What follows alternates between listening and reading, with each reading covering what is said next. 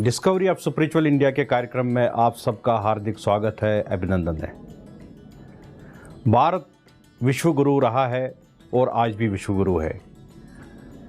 Technology और science के आधार पे भारत कभी भी विश्व गुरु नहीं रहा। भारत में स्पिरिचुअलिटी और स्पिरिचुअलिटी से जुड़ा हुआ बेस जो रूट है वो है योग। भारत को पूरे विश्व में मान्यता मिली है और हर विश्व के हर कंट्री ने भारत को योग के दृष्टिकोण से विश्व गुरु माना है। इसमें बहुत सारे कन्फ्यूजन्स है। दो टर्म्स है, एक है योग, एक है योगा। भगवत गीता में भी भगवान श्री कृष्ण ने हर अध्याय में योग का वर्णन किया, कर्म योग का वर्णन किया, भक्ति योग का वर्णन किया, ज्ञान योग का वर्णन किया, ध्यान योग का वर्णन किया।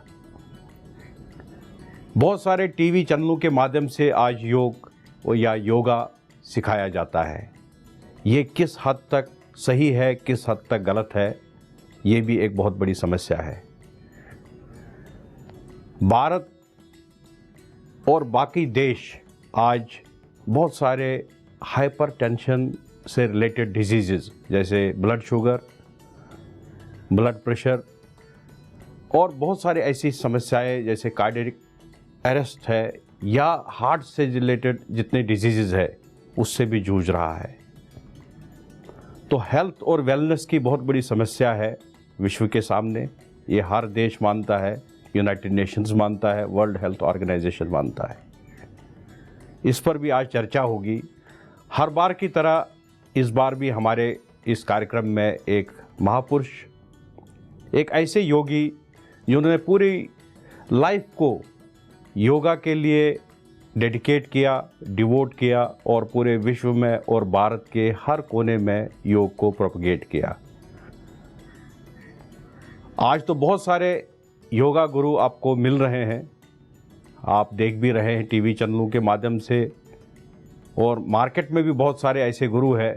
लेकिन शायद आपने ऐसे योगा गुरु जो 1975 में पहली बार दूरदर्शन चैनल पर योगा सिखाते थे, उनका आपने दर्शन तो किया होगा, ज़रूर किया होगा। आज मैं उनको आपके सामने में फिज़िकली प्रेजेंट कर रहा हूं और उनके साथ में ये कार्यक्रम पूरा 1 घंटे का शो चलेगा। कार्यक्रम को अब शुरू करने से पहले मैं लाल जी महाराज, स्वामी लाल जी महाराज का स्वागत करता हूं, अभिनंदन करता हूं। महाराज जी, आपका एक बार फिर मैं नमन करता हूं, स्वागत करता हूं। बहुत अच्छा लगा आपसे मिलके, काफ़ी समय के बाद आपसे आज मुलाकात हुई है और ये भी एक ऐसा कार्यक्रम जो योगा पर आधारित होगा। बहुत सारे कन्फ्यूजन्स है महाराज श्री, जैसे भारत विश्व गुरु रहा है, योगा के आधार पर ही रहा है, लेकिन ये दो टर्म्स है, एक है योग, एक है योगा। इस पर भी आपके साथ में हम चर्चा करेंगे। सबसे पहले हमारे दर्शकों के मन में तो यही प्रश्न होगा, क्योंकि आप जब भी आते हैं टीवी चैनल पे या आप फिज़िकल गैदरिंग करवाते हैं तो वहाँ पर तो आप सीधे योगा सिखाते हैं, लेकिन आपके लाइफ के बारे में लोगों को जानकारी नहीं है कि आप सबसे पहले योगा में इस क्षेत्र में कैसे आए। आपके पिताजी जो बहुत बड़े महायोगी थे, उनके जो गुरु थे महायोगी देवी दयाल जी महाराज, सबसे जिन्होंने शुरू किया जी, वो योगेश्वर महाप्रभु रामलाल जी महाराज 130 वर्ष पहले। जी जी जी। तो उनके बारे में भी थोड़ा सा आप जानकारी दे दीजिए और आप किस तरीके से आप इस क्षेत्र में आए और आगे बढ़ते गए, तो हमारे दर्शकों को थोड़ा सा जानकारी मिल जाए। मुझे सबसे पहले तो मैं आपका धन्यवाद करता हूं कि आपने योग के मूल को ढूंढने का जो है मेरे साथ मिलकर प्रयास जो आप कर रहे हैं इस कार्यक्रम के माध्यम से। मैं 8 वर्ष की आयु से योग के यानी प्रोफेशन में शिक्षा दीक्षा मुझे 8 वर्ष की आयु में ही मिल गई थी जी। मेरे पिताजी जो थे वो मेरे पिता ही नहीं थे, गुरु भी थे जी।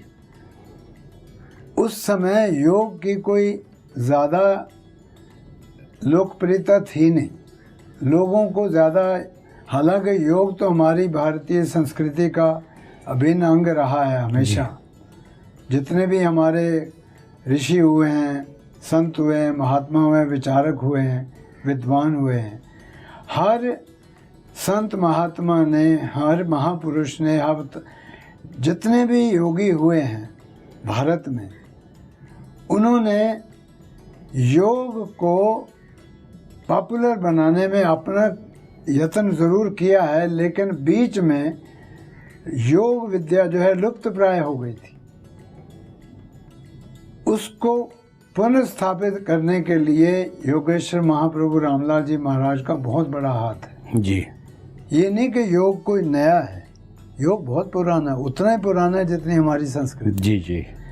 लेकिन ये आम तौर पे ये समझा जाता था जो आदमी घर बार त्याग दे, घर गृहस्थ ना अपनाए और साधु सन्यासी हो जाए, वही केवल योग का अधिकारी है जी। लेकिन महाप्रभु रामलाल जी महाराज ने जो 130 वर्ष पहले इस संसार में आए, भारत में आए, जन्म लिया अमृतसर में, उन्होंने घर घर में जो दुख व्याप्त है, तकलीफ है, शारीरिक हो, मानसिक हो, आध्यात्मिक तौर पे भी हम जो है यूँ समझिए कि बिल्कुल गरीब हैं।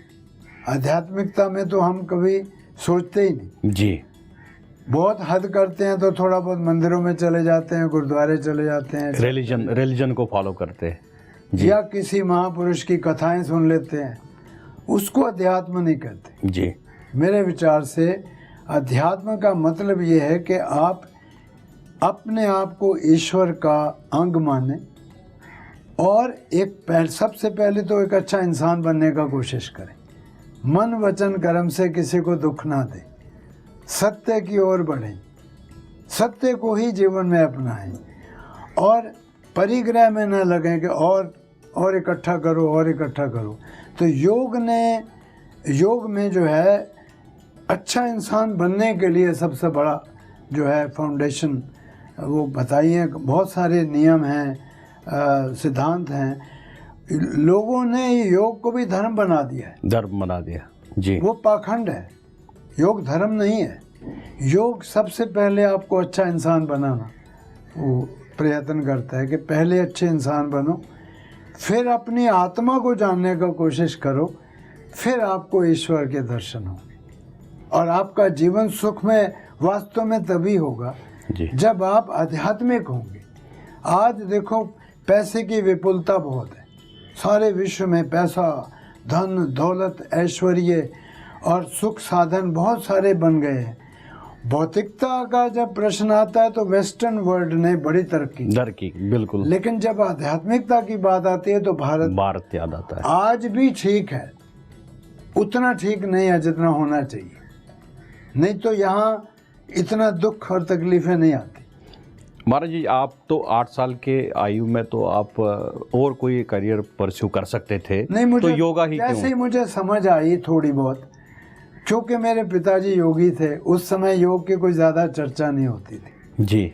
तो मेरे पिताजी योगी थे, पता नहीं क्यों पूर्व जन्मों के संस्कार होंगे ज़रूर, ऐसे तो जन्म नहीं लिया जाता किसी योगी के। तो आप लोग अमृतसर में रहते थे उन दिनों? नहीं, हमारे पिताजी पाकिस्तान में रहते थे जी, सरगोधा में। हाँ जी। तो मेरे को तो होश भी नहीं है, मैं 4-5 साल का था उस समय जी। आज मैं 73 साल का हूँ, लेकिन मुझे याद नहीं कि वहाँ क्या था। लेकिन जैसे भारत में हम लोग आए हैं, हरियाणा में सेटल हुए पिताजी, लेकिन उनको एक गुरु की तलाश थी और गुरु ढूंढना बहुत मुश्किल काम है। सबसे मुश्किल काम अगर कोई है तो अच्छा गुरु ढूंढना। ऐसे तो आडंबर तो बहुत ज़्यादा है सारे संसार में, पता नहीं लगता हाँ जी कौन ठीक है कौन गलत है। तो मेरे पिताजी ने हनुमान जी का 101 बार चालीसा का पाठ करते जी, हनुमान जी को आराधना करते कि हे महावीर, मुझे एक अच्छे गुरु की तलाश है, आप कृपा कर मुझे सुझाएं कि मैं किसके पास जाऊं। तो उनको बचपन से ही आध्यात्मिकता की बड़ी ललक थी पिताजी को। सच्चाई तो यह है कि वो शादी करना ही नहीं चाहते थे जी, लेकिन वो जब उन्होंने गुरु बनाया, स्वामी मुलकराज जी महाराज को ऋषिकेश में आश्रम था, लेकिन उनके गुरु थे महाप्रभु रामलाल जी महाराज। रामलाल जी महाराज वो भी पाकिस्तान का भी बेस था। वो अमृतसर में अमृतसर जी। लेकिन पहला आश्रम उन्होंने लाहौर में बनाया था, जी जी, कृष्णा गली नंबर 2 में। हाँ जी हाँ जी। तो मैंने पहले ही बताया 130 वर्ष पहले आए थे। जी जी। उस समय योग की कोई दूर दूर तक चर्चा नहीं होती थी, केवल ग्रंथों में पढ़ा हुआ था। बहुत वो भी एक कॉम्प्लेक्स टर्म थी। वो बिल्कुल आम आदमी को तो समझ ही नहीं आता था कि ये योग क्या है। It was for sannyasis. It was only strictly for sannyasis and और द रिक्लूस जिन्होंने विरक्त हैं, सब छोड़, जिन्होंने संसार को छोड़ रखा है और वो पहाड़ों में रहें, गुफाओं में जाएं, संसार को छोड़ दिया, भौतिकता से बिल्कुल दूर जी। लेकिन महाप्रभु रामलाल जी महाराज बचपन से ही ईश्वर की खोज में लग गए, तो उन्होंने अपने गुरु को हिमालय में जाकर ढूंढा। 8 वर्ष की आयु में वो भी हिमालय में चले गए थे। उसके बाद वहाँ महाप्रभु उनको मिले, शिव अवतारी हम तो जानते हैं उसके नाम से। तो उन्होंने योग की शिक्षा दीक्षा प्राप्त करी, तो उनके गुरुजी ने आशीर्वाद दिया कि बेटा आप अब संसार में जाके जितने करोड़ों लोगों का दुख तकलीफ आ रहे हैं उसको सरल योग के द्वारा आप ठीक करेंगे। तो महाप्रभु रामलाल जी महाराज ने योग को न केवल सरल बनाया, बल्कि घर घर में बिना एक नया पैसा लिए निःशुल्क भाव से, निस्वार्थ भाव से सबको प्रैक्टिस करवाया, पहुंचाने का बीड़ा उठाया। और आज उनके करोड़ों शिष्य हैं सारे विश्व में। जी। तो आपके जो पिताजी है वो फिर इस लीनेज के साथ कैसे जुड़ गए? वो ऐसे जुड़े जी के हनुमान जी की कृपा से उनको गुरु मिल गए ऋषिकेश में, स्वामी मुलकराज जी महाराज जी। तो उन्होंने कहा कि बेटा घर गृहस्थी को छोड़ना आवश्यक नहीं है, आप हिमालय में रह के भी विषय युक्त हो सकते हैं, मन आपका मैला हो सकता है। जी जी। मन को साफ करना पहले सीखो। अगर मन आपका साफ है तो आप संसार में रह के भी, जैसे कमल का फूल जो है गंदगी में बिल्कुल बनता है, लेकिन उसकी अपनी पवित्रता के नाम से जाना जाता है। जी जी जी। तो बोले कि आप गृहस्थी हो, लेकिन आम व्यक्ति जो दवाइयों से तंग आ चुका है, और ये सिर्फ हाई ब्लड प्रेशर या डायबिटीज़ या हार्ट अटैक्स की बात नहीं है जी। मेरा ये मानना है, और आज तो सारा संसार बड़े बड़े डॉक्टर मानते हैं कि ज़्यादातर जो हमारी तकलीफ़ें हैं, कब्ज़ से लेके कैंसर तक, कमर दर्द, सर्वाइकल, स्पॉन्डिलाइटिस, माइग्रेन, नींद ना आना, पेट खराब होना, गैस बनना, एसिडिटी होना और चक्कर आना, बेचैनी रहना, विषाद से ग्रस्त रहना, डिप्रेशन हो जाना, किसी भी चीज़ में दिल नहीं लगता है। इतना पहले हम छोटे थे, पढ़ते भी थे, सुनते भी थे कि अगर पैसा आ जाए तो सारा दुख निकल जाए। लेकिन अब जिनके पास इतना पैसा है, पता ही नहीं कितना है, वो भी उतने ही दुखी हैं, बल्कि ज़्यादा दुखी है। और बड़े बड़े डॉक्टरों का मानना है, पहले कहते थे दवाई अब बन गई है, अब इसके बाद दवा नहीं होगा, कमर दर्द नहीं होगा, घुटनों में दर्द नहीं होगा, कोई जल्दी से मरेगा नहीं। बहुत सारी दवाइयाँ बनी और बहुत फ़ायदा भी हुआ। सीरियस प्रॉब्लम्स को टैकल करने में भी बहुत सक्सेस मिली है मॉडर्न साइंस को जी। लेकिन जब लाइफस्टाइल रिलेटेड प्रॉब्लम्स की बात आती है, कब्ज़ होने की, एसिडिटी की, इंडाइजेशन की, सर्वाइकल की, बैक पेन की, सियाटिका की, डिप्रेशन की, नींद ना आने की, बेचैन होने की, मतलब बहुत सारी तकलीफ़ें, हार्ट अटैक्स हैं, बहुत ज़्यादा कॉमन है। आज भी नंबर 1 किलर डिजीज़ है हार्ट अटैक। बिल्कुल। इतना जागृति आ गई कि क्या चीज़ लें कि हार्ट अटैक से बच सकते हैं, फिर भी हार्ट अटैक काफ़ी, कैंसर हो रहा है जगह जगह पे, क्योंकि हमारा आहार, व्यवहार और विचार तीनों खराब हो गए। तो योग केवल आसन, क्रियाएं, प्राणायाम नहीं है या ध्यान समाधि नहीं है। योग ये भी जोर देता है कि आपका लाइफस्टाइल क्या है, आपकी सोच कैसी है, आपका आहार कैसा है, आपका व्यवहार कैसा है। महाराज जी, अब दो टर्म्स है, एक है योग, एक है योगा। और लार्जर डायमेंशंस में अगर हम देखें तो ये कंफ्यूजिंग टर्म्स है। कुछ लोग योग यूज़ करते हैं, कुछ लोग योगा यूज़ करते हैं। और सबका यही फोकस है कि जो शारीरिक एक्सरसाइज है वही योगा है। तो आपके क्या विचार है, आप इस पर क्या रोशनी डाल सकते हैं? ऐसा है जी, जब योग के माध्यम से बड़े बड़े डॉक्टरों तक बात पहुंची, मीडिया में बात पहुंचने लगी कि ये भी एक तरीका है बीमारियों से बचने का और ठीक करने का, जो दवाइयाँ ठीक नहीं कर सकती, क्योंकि साइड इफ़ेक्ट्स होने लग गए।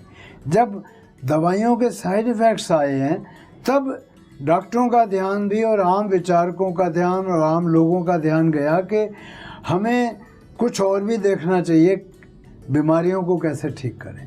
उसमें योग से पता लगा कि योग से पोल्यूशन वाले जो रोग आ रहे हैं जी, उससे बचा जा सकता है जी। शुद्धिकर्म होते हैं योग में।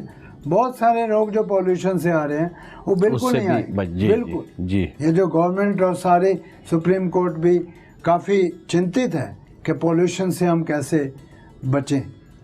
पेड़ पौधे तो अपना काम कर ही रहे हैं जी, जी। लेकिन हम लोगों ने काफ़ी ख़राब कर दिया वातावरण, वायु प्रदूषण बहुत ज़्यादा हो गया, खान पान में भी केमिकल्स बहुत आ गए।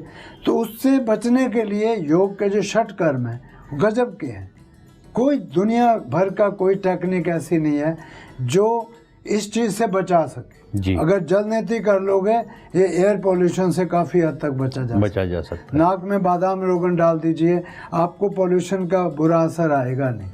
ऐसे और भी अनाप शनाप जो हम खाना खा रहे हैं, रिफाइंड फूड खा रहे हैं, फास्ट फूड खा रहे हैं, जंक फूड खा रहे हैं, उससे बचने के लिए फाइबर तो ले ही लें आहार में, लेकिन पानी पी के निकाल दीजिए, ये शंख प्रक्षालन कर लीजिए। उससे आपको न कब्ज होगा, न गैस होगी, न कैंसर होगा, न एसिडिटी होगी। बहुत सारे रोगों से, स्किन के भी प्रॉब्लम्स, सांस के रोग वो आएंगे नहीं। तो आप ये मानते हैं कि योग और योगा एक ही है? नहीं जी नहीं, दोनों डिफरेंट योग है। ये योगा तब बना है जब अंग्रेजों के पास पहुंचा है। जी, हमारा योग है योग ही है। अच्छा, अंग्रेजों को भी मानव, वो तो राम को भी रामा कहते हैं। जी, जी। हर चीज में ए आगे लगा देते हैं तो योगा बना दिया। योग तो योग ही है, योग है। असल योग वही है जो शरीर का भी ध्यान करे, मन का भी ध्यान करे और आत्मा का भी, और पूरे समग्र जो आपका व्यक्तित्व है उसका निखार करे, वो होलिस्टिक। तो बहुत ही सुंदर अद्भुत चर्चा रही पहले सत्र में योगीराज स्वामी लाल जी महाराज जी के साथ में। हमने जाना योग और योगा जो दो टर्म्स हैं। तो महाराज जी का कहना है कि योगा तो फॉरेनर्स की टर्म है, जो हमारे हिंदू में, सनातन धर्म में, शास्त्रों में जो टर्म लिखी गई है वो है योग। और योग का मतलब है कंप्लीट बैलेंस, बॉडी, सोल और माइंड का। हमने ये भी जाना महाप्रभु रामलाल जी का कहाँ पर जन्म हुआ था, और 8वें वर्ष में वो घर से निकल के जंगलों में चले गए, हिमालय में चले गए, और उन्होंने वहाँ तपस्या की। वहीं पर उनको एक प्रेरणा मिली कि आप जाकर इस योग को घर घर तक पहुँचाइए, और घर घर तक जितनी भी डिजीज़ है, जितनी बीमारियाँ हैं, वो इससे ख़त्म होनी चाहिए। वहाँ पर उनको एक प्रेरणा मिली थी अपने गुरु के द्वारा, और एक आवाज़, एक शब्दवाणी हुई थी जिससे उन्होंने प्रेरणा मिलके वो नीचे आ गए, प्लेन्स में आके इसको प्रोपेगेट किया। इसके साथ साथ में महाराज श्री के जो पिताजी महाप्रभु स्वामी देवी दयाल जी महाराज, उन्होंने भी वो हरियाणा में रहे, पहले पाकिस्तान के रहने वाले थे, हरियाणा में आए, उनको भी प्रेरणा मिली। उन्होंने भी 100 बार 108 बार भगवान हनुमान जी की तपस्या की, पूजा की, और हनुमान चालीसा का उन्होंने उच्चारण किया, और उनको भी प्रेरणा मिली। उनको एक गुरु मिले ऋषिकेश में, वो भी महाप्रभु रामलाल जी के लीनेज से थे, और उनको वहाँ प्रेरणा मिलके उन्होंने योग को आगे इंडिया में बढ़ाया। हम अगले सत्र में और बहुत कुछ जानेंगे महाराज श्री से, और ये एक अच्छा अवसर है कि हमें आज महाराज श्री के समक्ष ये कार्यक्रम कर रहे हैं, उनके साथ में हम ये कार्यक्रम कर रहे हैं, और आपको बहुत सारे प्रश्नों का उत्तर मिलेगा, और मुझे पूरी आशा है कि हम यहाँ से कुछ डिस्कवर करके निकलेंगे।